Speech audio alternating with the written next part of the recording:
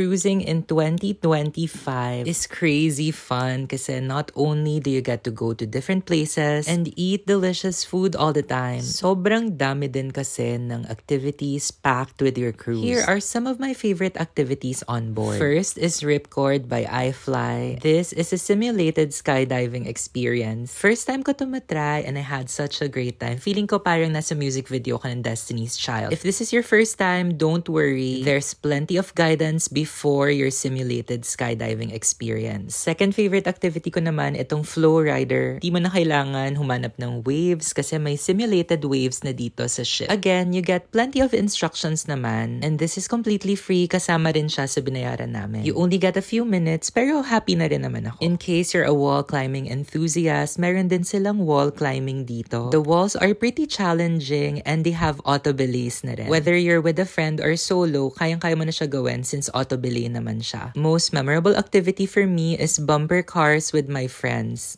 And I know, pwede ka naman mag-bumper cars like sa Fiesta Carnival or whatever. Pero this is such a core memory for me and my friends.